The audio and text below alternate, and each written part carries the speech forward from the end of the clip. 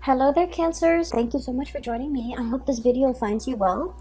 And before I start with this reading, I just want to say a few things here. I feel like the main energy for this month, we do have a Mercury retrograde that started on the 18th of February, and it's going to continue, especially through the first week of this month. And so, what Mercury retrograde does for you guys, and I'm seeing it here in this spread, is that it's going to make you walk down memory lane, okay? Not physically, but I feel like emotionally. It's going to drag up a few things from your past that you might not have reconciled with.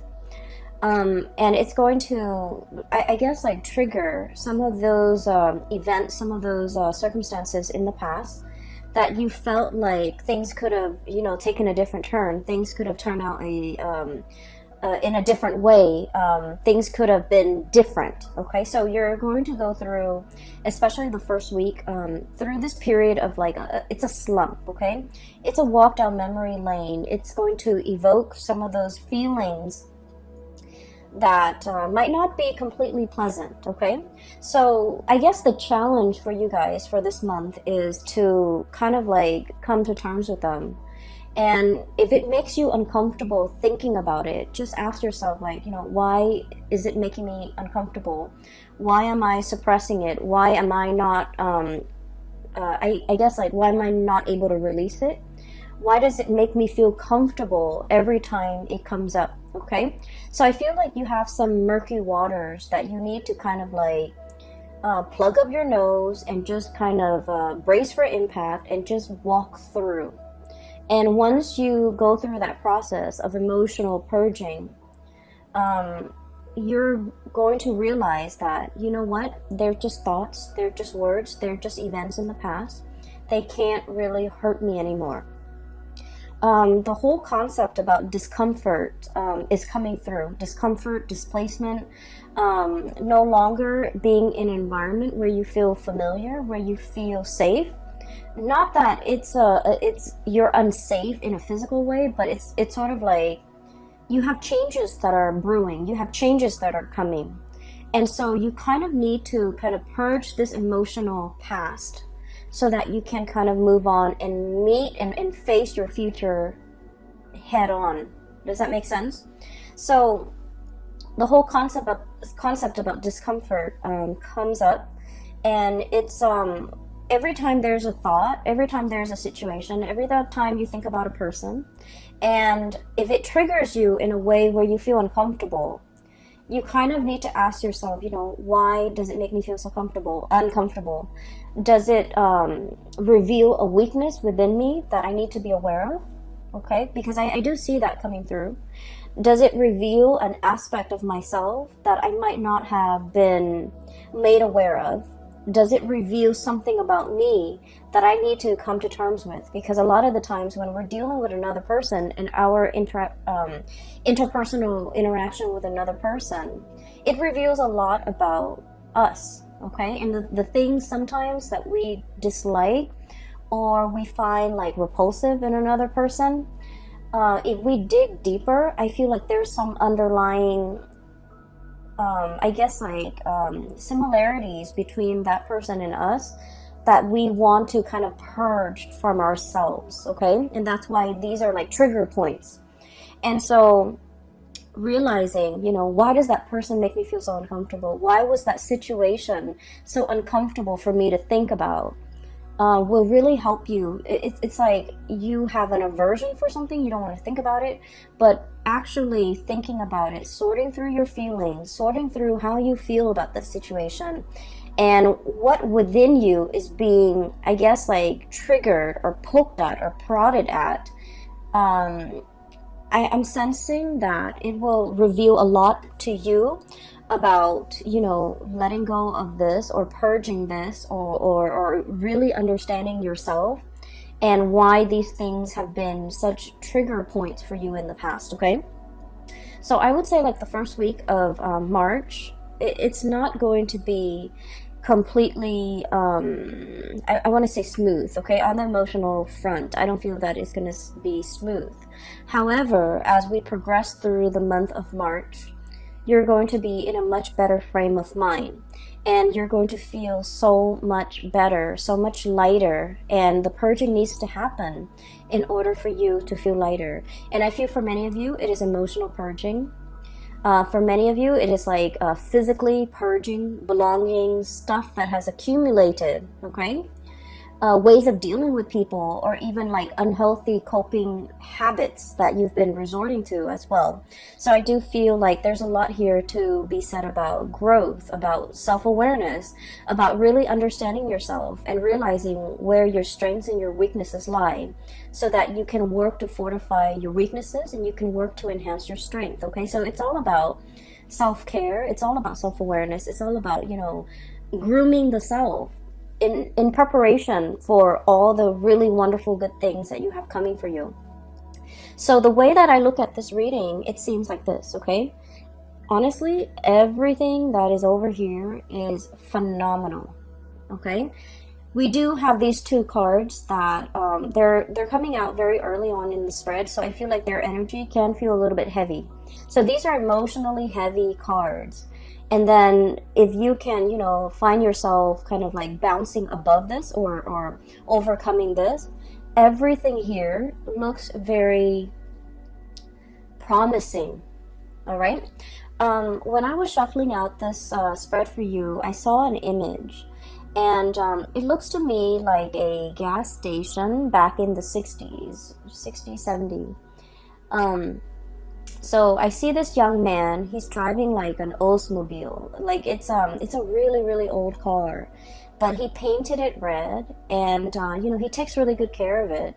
He's giving it like premium grade gasoline, and he's very young too, so he looks like he's about 20, and he's wearing like just it's not super clean, but just a white simple shirt, and he's wearing like, you know, pants and suspenders. He's got a little hat on. So he's like polishing the car, he's putting gas in it, and it's like it's very shiny, it's shimmering. It seems to me like it might be a car that his dad passed down to him or his grandpa passed down to him. But either way, I feel like, you know, for someone who's so young, he has such a beautiful car. It seems like it's passed down to him, and so it has sentimental value. So he's at a gas station pumping gas. And then there's another man, older, possibly in his 50s, kind of haughty, kind of like stuck up looking. And the man admires the car, and then he approaches the young man. He's all like, "How much you want for that car?" And the man is like, "Oh, it's not for sale." And he goes back to pumping gas. And the older man was all like, "I'll give you, you know, 5,000 for it." And the guy was like, "Sir, it's not for sale." And he goes, "I'll give you, you know, 6,000. He goes, "No." And then the guy keeps upping the price, like 7,000. And the young man tries to ignore him. And the older man, he's kind of like getting kind of upset, feeling like he's ignored, feeling undermined, feeling like, you know, "Why don't you want my money?" Things like that. And so I feel a little bit of a standoff, like a little bit of a confrontation between these two people. And it's done in a very subtle way. And the older man is thinking, well, everyone has a price, you know. There's a price for everything. And then the young man just keeps ignoring him, and he goes about his business, wiping the car, and while the gas is filling up. And the older man was all like, well, everyone has a price. He tells the young man that, and the young man was all like, "This is not for sale." Or, you know, like, "I'm not for sale," or "I don't have a price." Okay? So when I saw this, I was thinking, you know, you're pretty much like the young man, okay? And the mentality here is that, you know, there's a situation that you're not really compromising on, okay? So it could be like a negotiation, a bartering process where somebody is trying to get the best deal. And I feel like you're very fixed about what you will or will not compromise on. And you're very fixed about what you will or will not tolerate, or you're very fixed about where you stand, okay? It's like, I will not budge from this position. So it's very much about defending your territory, not letting people walk all over you. But at the same time, the underlying message here is you're staying true to yourself, and you're realizing there are some things that money really can't buy, okay? And so when I saw that theme, I feel like the energy is played out in both of these cards. So first of all, we have here the Ten of Swords and the Seven of Pentacles. And let me talk about these two cards in tandem, because I feel like for many of you, you're going through this very reflective, introspective mode, and you're trying to, you're looking at events from the past. You're looking at everything that you have done, okay? He's got a broom in his hand. Little red broom right there, and it's like cleanup, okay? Major cleanup, major repairs, major like overhaul, okay? Like I feel like it's cleanup, cleaning up the pieces of your life, cleaning up a situation that has gone astray, cleaning up a situation that has gone awry, cleaning up after a potentially like an aftermath of some event that was not completely desirable, okay? Cleanup is messy. Cleanup is, no one wants to do it, honestly. And so I feel like there's a situation here where something needed to be cleaned up. And you've gone through that process of cleaning up. And you're sitting still, contemplating, and trying to figure out, what was that all about? What could I learn from it? Why did it happen? Why did these events happen the way in which they did? And, how do I ensure that it doesn't happen again in the future? I feel like there might have been a falling out, okay, between you and another person. I have here the Ten of Swords. And the Ten of Swords is sort of like being very hurt by the actions and the words and that somebody, it's like somebody saying something or doing something to you that is very, very hurtful, okay? And with the Ten of Swords, it's like, whoever that's launching the swords, they had 10 tries and they hit the target every single time. So it feels like it's very personal. It feels like very directed. And it feels like, I feel like somebody really hurt you. Somebody might have said things that really triggered you. Somebody might have aimed for your weak spot. Somebody might have, kind of like hit below the belt or targeted at you in a way where it was very directed, it was very purposeful, and it was done in a way that was like, there's no coming back from it. There's no way to say, oh, I'm sorry, and make the situation go away. There's no reviving the situation. There's nothing that anyone can do now to make all the pieces come back together. And so I feel like there was a situation in your life that has, ended, and it ended in a pretty crappy way. And so you're looking at the aftermath. You're looking at, why did this person do what they did? Why did they behave in such a manner? What did I do to deserve this? And are they aware of how much they've hurt me? Are they aware of, how sensitive I am? Because Cancers, you guys are very deeply sensitive. And that is why you don't go out of your way to hurt anybody. Because you understand that, words can cut and words can't be rescinded. They can't be taken back. And so I feel like you're contemplating and trying to understand the situation. Why did they say such hurtful things? Why did they do what they did? You're struggling to try to understand, like, why did they take it so personally? Or why am I even taking this so personally?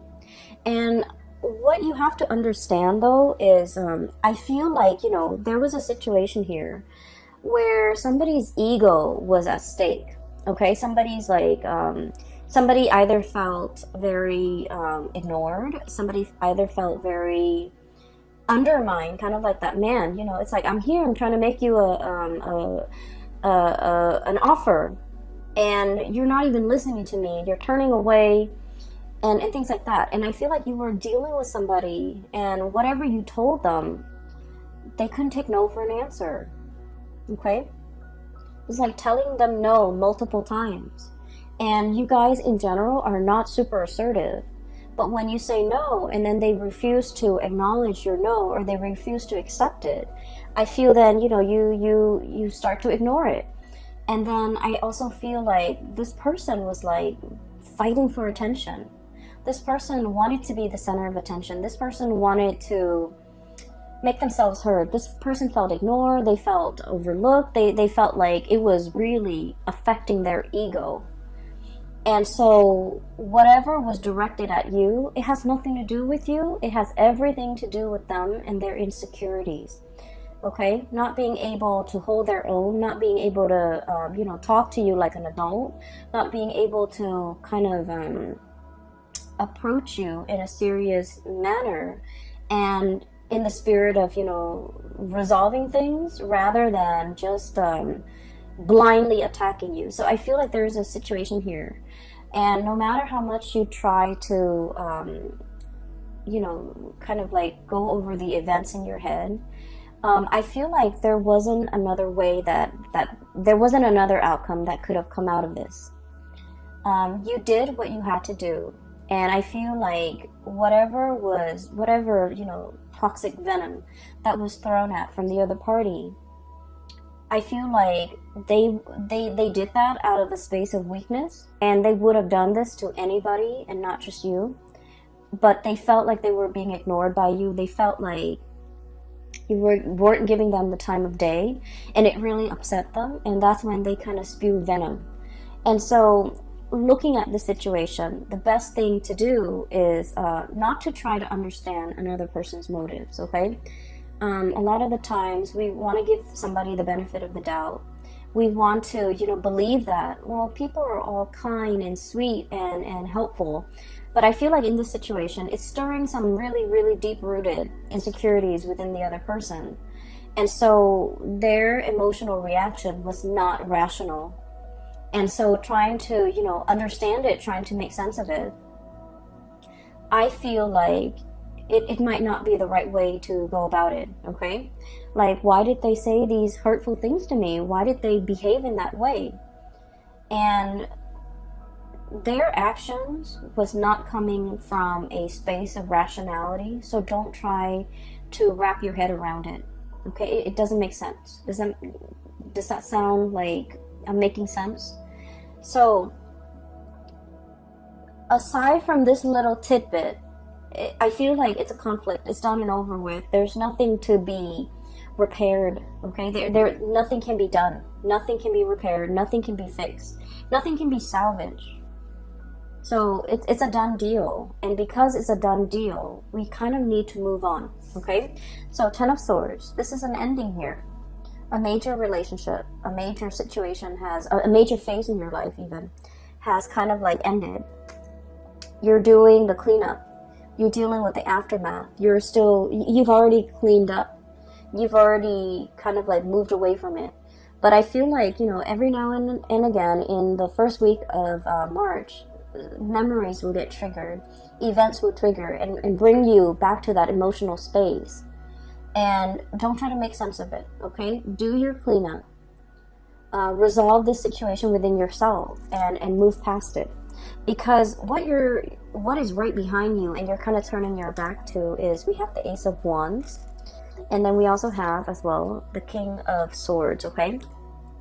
So this indicates to me a lot of new energies that are in store for you that you need to be facing head on, okay? The Ace of Wands usually indicates some type of a new project, something that is very phenomenal, something that you can kind of like carry into your future with you. It's the Wands energy is a torch, okay? It's like something that is exciting and fun and passionate, and you're gonna feel very committed and very driven.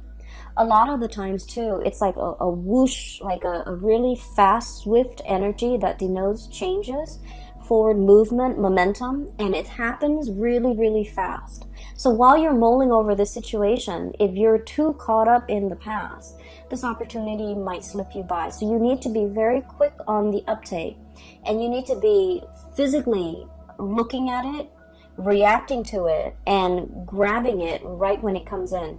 Because like I said, this is very fast, and it's is in an element that is counter to yours. It's a fire energy. You're a water sign, and so you need to be very decisive, okay? And the King of Swords, this is a message here about, you know, being very, very discerning and being very decisive. Let's be honest, Cancers, I feel like decisiveness is not really your strong suit, okay?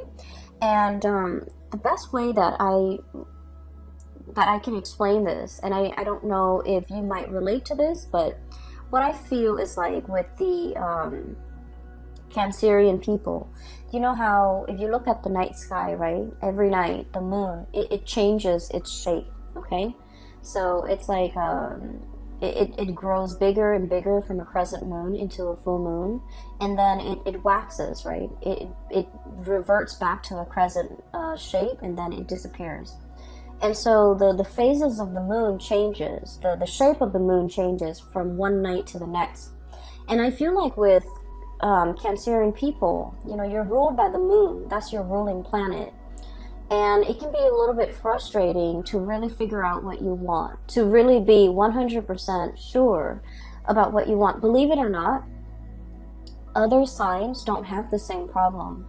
They're very decisive. They know with every fiber in their being what they want to do, what they want to say yes to, what they want to accept. But I feel like for you guys, figuring out that 100% certainty has been like an uphill battle. And I feel like even when you really want something, you're never 100% sure. And I feel like from one day to the next, you know, your feelings, your emotions, your sense of decisiveness, it fluctuates. And so there might have been like a lot of opportunities where you're kind of like mulling things over, and then before you know it, the opportunity slips you by. And there might have been times when you're just kind of like thinking about all the missed opportunities, all the things that slipped you by while you were waiting to make a decision. And so the message here is life is accelerating. It's not going to stop. And life is not going to put itself on hold on account of any human being, on account of a mortal. Life happens. We need to roll with the punches. And so taking the time to mull things over is definitely, you know, something that everyone should do. However, I feel like there has been missed opportunities, multiple missed opportunities. While life was throwing you curveballs, while you were distracted with other things, I felt like the more important things really slipped away. And so for the month of March, we are reminded here with the King of Swords, this is the energy about being decisive. This is sort of like looking at the past and just realizing, you know what, that doesn't serve me any purpose, wallowing in self-pity, I'm going to cut that off. And using that sword of truth here and slicing that out. And then looking towards the future, here's a good opportunity for me that will make me tremendously happy. Queen of Cups, look how ecstatic she is. This is kind of like finding that space of perfect equilibrium where you're feeling very emotionally hopeful and happy and satiated, and you have all your needs met. So I feel like there's something coming through that has a lot of potential that will make you really, really happy. And this is where your energy, your frame of mind should be focused. And so you have to be aware of the tendency to kind of like wallow in this situation and then moving away from that, recognizing when it happens. Recognizing the heaviness associated with it, so that whenever that heaviness creeps in and you start to feel it in your being, right, you want to shake it off and move yourself here. Okay, so this is all about knowing ourselves really well, knowing what how we feel, knowing what's not good for us, knowing what we need to move away from, and knowing what we need to kind of like embrace and focus on, and you know, focus our energy and our resources on, because there's a lot of room for growth. Okay, so the Empress is all about that, being really in charge and secure within yourself. The Empress is about abundance, it's about creation, and it's also about like, it's somebody who's very nurturing, very caring. And whenever I think of a Cancerian person, I think of the Empress, because the Cancerian person, they will invite, you know, guests to their home. They will feed their guests. They will make sure everyone is comfortable, everyone's happy, everyone is thoroughly fed.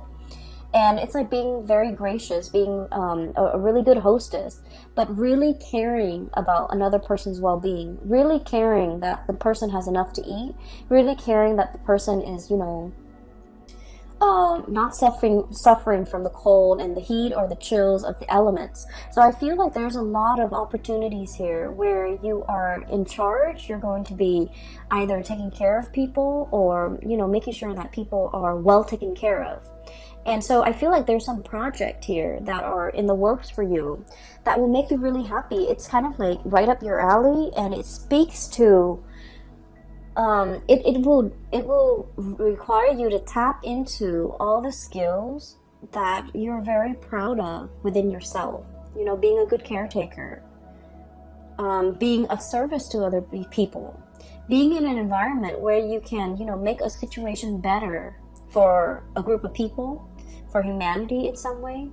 So I feel like it's not ego driven. It's a position or a situation where you can put all your skills to good use, and this is where your energy needs to be focused. Okay. You have two aces here. Oops, sorry. You have the Ace of Wands, which is new projects. Okay, something that's coming in very, very fast, very, very fast, and it's catching you unawares, I'm feeling. And then we have as well the Ace of Swords and two aces, and the Ace of Swords is about being decisive. It's about figuring out what you want. It's about being clear with yourself about what you want. It's about being decisive and not waffling back and forth and then telling yourself, you know, I just feel like one day you're just like very gung-ho about it. You're very like much on board. And then the next day, the self-doubt creeps in. What if this? What if that? And so I just feel like you can be 100% decisive one day, and then the next day you're kind of waffling back and forth. And so this is pretty much, you know, telling yourself, choose something and commit to that course of action until that course of action has run dry. I feel for many of you,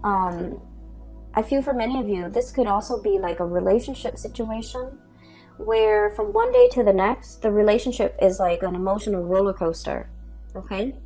And when when it's like at a high point, it's really good, and you're just like, I want to marry this person.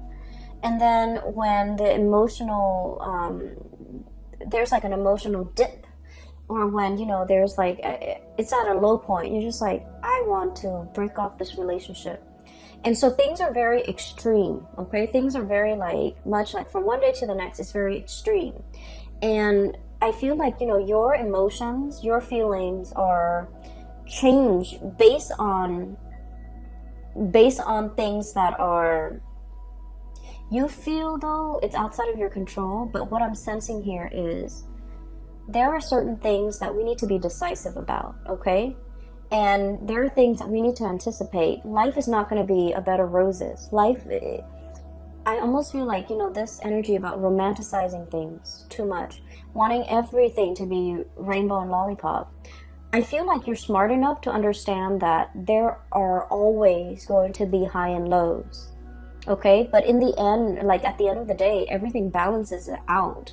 But I feel like for many of you, when the high is really high, you're kind of like caught up in that emotional high, and you're trying to recreate it. And so when the situation hits an emotional low, you feel like you can't handle. You feel like you don't want to be in it. You feel like you can't handle it. And so what I'm sensing is when it's an emotional high, take it for what it is. And, you know, understand that there will always be good days. There will always be bad days. And don't let those bad days dictate how you feel. Don't let those bad days get you into a negative space. So emotional moderation is one thing, but also being realistic enough to know that there are always going to be ups and downs in life, at work, in relationships, in all your interpersonal dealings. And so as a result of that, realizing that and recognizing it, I feel it's going to make things a lot more realistic. okay? A lot more manageable, so that your emotional state is not rattled every single time, okay? So it's like, don't measure a situation based on all the emotional highs and lows, because the way you measure something, it's gonna fall somewhere in between, okay? Because at the end of the day, those emotional highs and lows will calibrate, and they'll even out. And so don't measure how you feel about a situation, about a job, about a person. Don't measure the past, especially based on those emotional highs and lows. Take them all in their totality, okay? I do feel like there's going to be a lot of communication coming through, okay? So we have here the Messenger, Page of Swords, okay? This is like somebody with envelopes, like physical mail that you are getting at your door, okay? Packages, mail, communication, emails, text messages, phone calls, and things like that. Keep your phone charged. Make sure that you're not missing anything. I also feel like there is an element here about reading something too fast and then shooting off an email and then finding out that, you know, that you might have read something incorrectly. So really taking the time to scan those emails, to sit still and be, you know, and diligently read everything that's included in that message, rather than what you want it to say, or rather than what you think it's saying to you.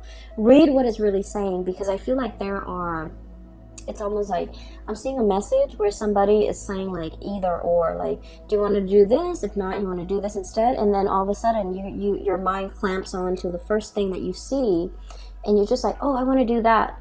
And then, so I feel like, you know, there's a fixity, like a fixedness when it comes to reading what you think you want it to say, rather than what it's really saying to you, okay?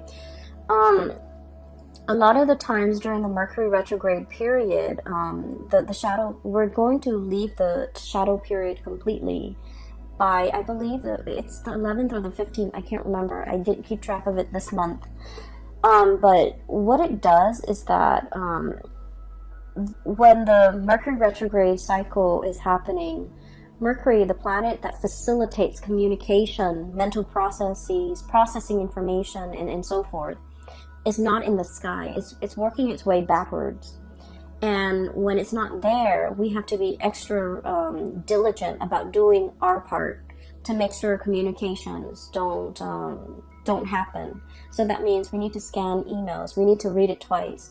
We need to make sure something is sent. We also need to make sure that we don't miss messages or important communication that's coming through. We also need to make sure that when we say something, we explain ourselves so that other people don't misconstrue what we say. And so I feel like it's an important time to, you know, take that extra protective measure to make sure that you're reading what is really on the page, not what your mind wants to see, okay?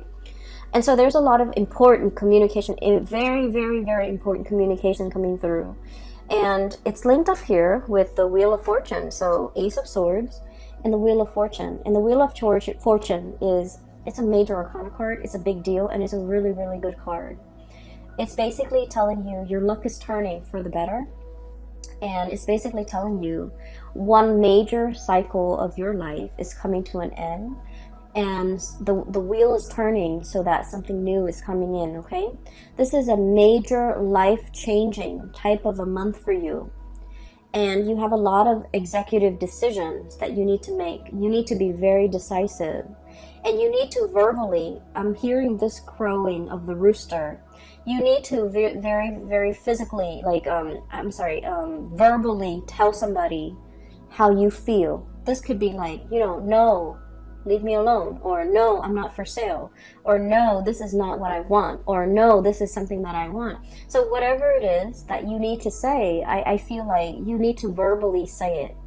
You need to, you know, state your intentions. You need to be able to not only think about what you want and feel what you want, but you need to be verbally able to state exactly what you want and to be very decisive, okay?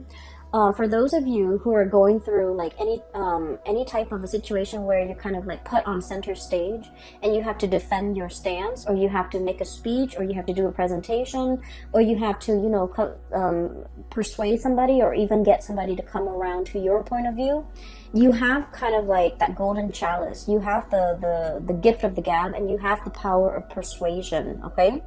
And so there are a lot of messages that are coming through, and a lot of like communication that will be front and center for this month. Make sure that we are stating our intentions very, very clearly. The last card that I do want to talk about here is, we have here the Seven of Wands. And the Seven of Wands is, okay, so let me just talk about this. You and Libras and Pisces. This is an energy of assertiveness, okay? Cancers, I feel that you, Libras and Pisces, are like wildly inoffensive. Very, very inoffensive. So that means that you don't want to rock the boat. You don't want to upset anybody. You guys are really, really nice. And I feel like, you know, you would never go out of your way to make yourself kind of like center stage, okay? For those of you who have like a lot of Leo placement, or even like fire sign placement, Sagittarius, or even Aries, you might want to rock the boat. But I feel like the majority of you, this is somebody who's like very inoffensive. They don't want to rock the boat. They don't want to hurt anybody. They don't want to be a contrarian. They don't want to go against the herd. Not that you're not opinionated, but I feel like you're opinionated, and but in a crowd, I feel like, you know, you want to kind of like go with the herd. And the Seven of Wands, this is about, you know, battling all the opposition, okay? This is like being stuck on a hill, and all the wands are coming at you, where you have to defend yourself, where you have to defend your stance, where you have to like explain to other people why you believe in the things that you believe in, and why you feel a specific way. And so this is a card mainly about,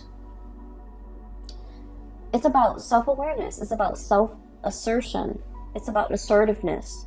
And, you know, really giving somebody a piece of your mind so that they leave you alone, okay? Kind of like that young man with the Oldsmobile. This car is not for sale, sir. And you know, raise your voice. Say what you need to say so that the other person gets out of your face. And I feel like there's a lot of power to be had here by speaking your truth, by stating your intention, by, you know, saying something with assertiveness, and let that be enough to make the other person accept what you have to say. It's not about, you know, repeating ourselves. No, it's not really for sale, and kind of like in a passive aggressive way, but like saying, no, it's not for sale. I'm not for sale. I don't want your money. I don't want your attention. I don't want anything you have to give me. And so I feel, in a way, it's sort of like coming to terms with times in the past where you have not been like this, where you felt like your power, the things that you say, have been drowned out, where you felt like you didn't have an opportunity to speak your truth. And coming into the month of March is about rectifying these missed opportunities. It's about looking at the past and figuring out, where have I been kind of like wishy-washy, or where have I not been assertive, or where have I let my truth kind of drown out or get drowned out by the voice of the herd, okay? Or where have I been really passive aggressive with people, and, you know, they kept pushing me, they kept encroaching upon my boundaries and my space, and they didn't leave me alone. What could I have done differently? And I feel like a lot of it is just this massive crowing, like stating your truth and being very firm. So you know, sometimes it's not the things that we say, but the tone, okay? So like having a very firm stance, and you can't have a firm it's like you can't say something firmly and with conviction unless you feel it in every fiber of your being. You have to feel something a certain way, like you have to feel it, and you have to feel that conviction before you can stand in front of a crowd or stand in front of an opponent to be able to tell them, you know, back off, okay? So this is about reclaiming your space, and this is about reclaiming you know, your sense of self, knowing yourself well, knowing what works for you, and defending that, okay? I feel like for many of you, there might have been a relationship situation here where somebody might have said some mean things, okay? And I feel like, you know, there's no going back to it, okay, Cancers? There's no going back to it. It's 10 of Swords here. And then Ace of Swords, it's about cutting off. It's a severance. It's done and over with. We can't really go back to it. Many of you have freed yourself from potentially someone who's like verbally abusive, and you're in a state where you're very happy, and I'm really glad to see this for you. And so keep doing you and focusing on that, and focusing on how to move your situation forward. So we're focusing on movement, and we're trying to move away from these two cards, which denotes to me, you know, like mulling over the past, trying to justify it, trying to make sense of it. And you want to focus your attention here, okay? So for those of you who are, if you find this helpful, and if you are in need of spiritual guidance, I have a link in the description box below for a psychic. She is based out of California, and she's a really good reader. I highly recommend that you get a reading with her, and she's phenomenal. I can't, I just highly recommend her, okay? So the link is in the description box below. I also have a link as well to an artist. She has a website, and she does like alcohol-based paintings. I also think she does acrylic paintings and a little, acrylic paintings. So if you want to check out her website, there's some cool artwork on there. It's abstract artwork. It's pretty cool. So that link is also in the description box below. I do wish you all the best, okay? Cancers, take care of yourself. And I'm really happy to see this for you. I feel like, you know, there's only one direction here, and we need to move forward, okay? So best of luck with everything. I will talk to you guys soon. Enjoy the rest of your March 2020. Take care.